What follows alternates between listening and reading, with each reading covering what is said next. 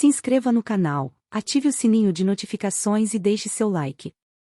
Uma criança tem diversas necessidades emocionais básicas.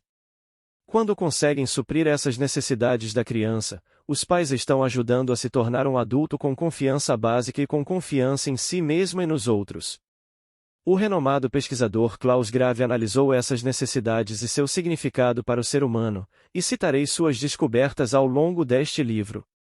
A meu ver, entender as necessidades emocionais básicas é um excelente ponto de partida para entendermos melhor nossa criança sombra e a nós mesmos, pois assim temos à mão um método que permite matar dois coelhos com uma cajadada só e nos ajuda a entender as influências que trazemos da infância e também a entender nossos problemas atuais, justamente porque as raízes desses problemas se encontram na infância.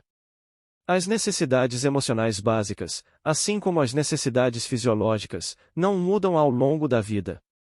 Todo bem-estar ou mal-estar que sentimos é um indício de que uma ou mais de nossas necessidades emocionais ou físicas básicas estão sendo afetadas. Se sentimos que nossas necessidades básicas foram satisfeitas, então nos sentimos bem. Ou então, se sentimos mal-estar, percebemos que algo nos falta. As 4 necessidades emocionais básicas são: necessidade de conexão. A necessidade de autonomia e controle, necessidade de ter prazer ou evitar desprazer, necessidade de autoestima e reconhecimento.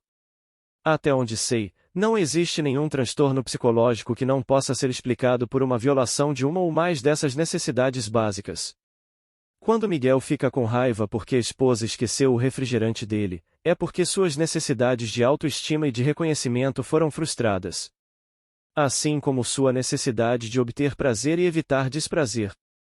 Sempre que sentimos estresse, angústia, raiva ou medo, o que está em jogo são nossas necessidades básicas.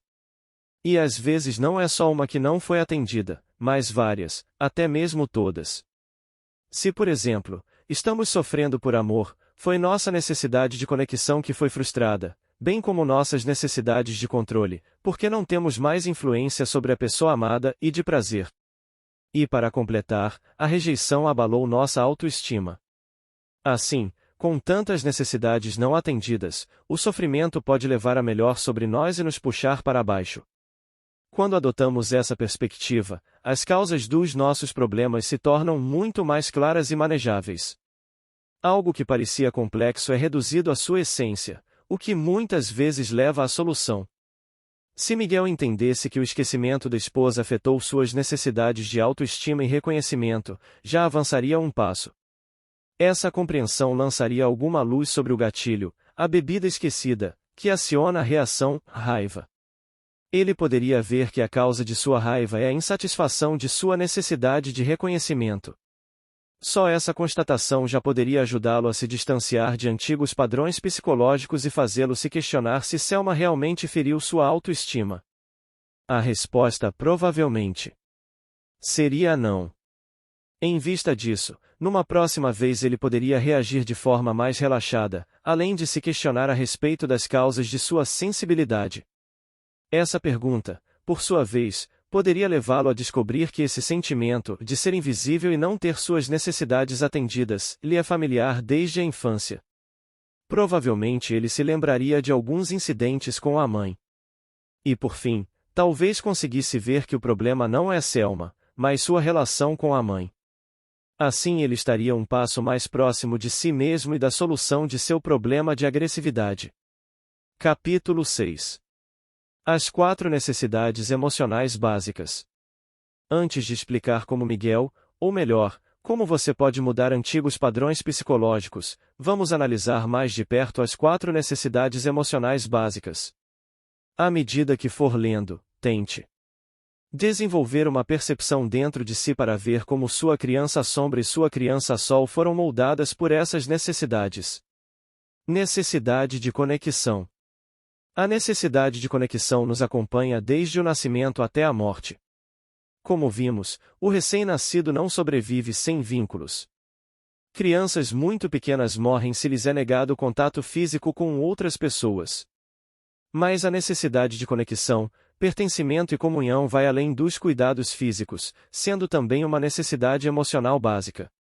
Ela desempenha um papel importante em inúmeras situações, não somente nos contextos familiares e amorosos, portanto podemos satisfazê-la quando nos encontramos com amigos, quando conversamos com alguém online, quando interagimos com colegas de trabalho, quando vamos ao cinema, etc.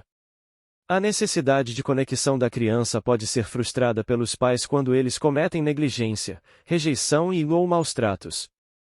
Vale lembrar que o conceito de negligência é muito abrangente.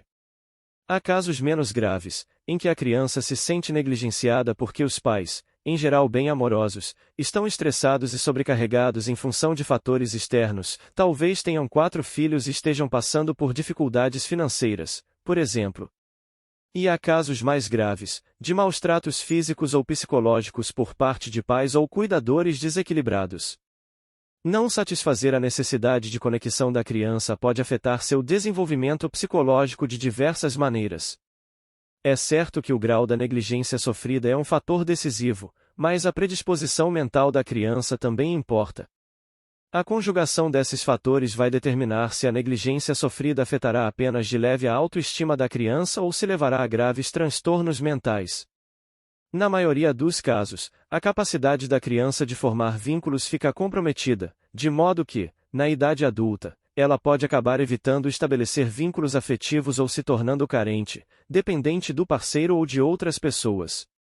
Necessidade de autonomia e controle. As crianças, assim como os adultos, também têm necessidade de autonomia. No caso de bebês, isso significa que não basta receber comida e carinho, eles também querem explorar o ambiente e fazer descobertas. As crianças têm uma grande curiosidade natural, tanto que procuram ser independentes assim que seu desenvolvimento permite, orgulhando-se de conseguir fazer algo sem a ajuda de um adulto. Desde muito pequenas as crianças insistem em dizer eu faço, quando os pais tentam ajudá-las. Todo o nosso desenvolvimento ocorre para que possamos nos tornar autônomos e para não precisarmos mais dos cuidados de nossos pais. Autonomia equivale a controle, e controle equivale a segurança.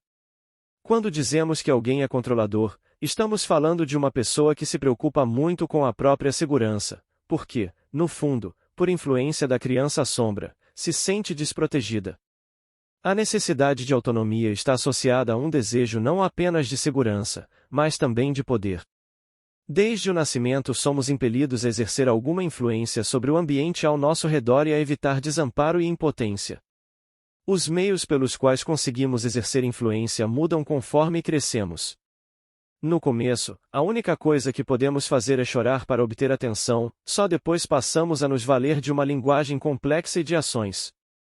A necessidade de autonomia pode ser minada na infância por pais controladores demais ou superprotetores, que ditam muitas regras ou impõem limites rígidos. Isso afeta o desenvolvimento da independência. À medida que se torna adulta, a criança interioriza todo esse receio e talvez se limite por duvidar muito da própria capacidade. Do mesmo modo, pais bem-intencionados que estão sempre retirando os obstáculos do caminho dos filhos também podem atrapalhar. Essas crianças se tornam adultos sem autonomia, dependentes de alguém que se encarregue das responsabilidades em seu lugar. Ou então vão para o outro extremo, rejeitam a educação dos pais e inventam pretextos quase mirabolantes para permanecer independentes e livres e assim exercer o máximo de poder. Uma observação. O conflito entre dependência e autonomia. De um lado, temos a necessidade de conexão, e de outro, a necessidade de autonomia. Encontrar o equilíbrio é um desafio que se impõe a cada um de nós.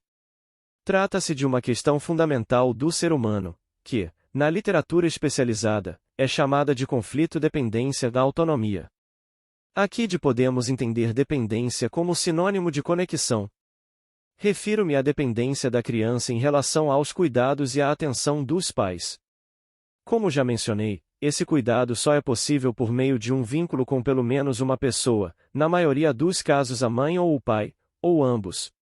Se os pais satisfizeram as necessidades físicas e emocionais da criança com muito amor e dedicação, no cérebro dessa criança se formarão conexões que vão associar dependência a um estado de segurança e não somente a algo negativo, ou seja, na cabeça da criança, estabelecer vínculos é registrado como algo confiável e seguro.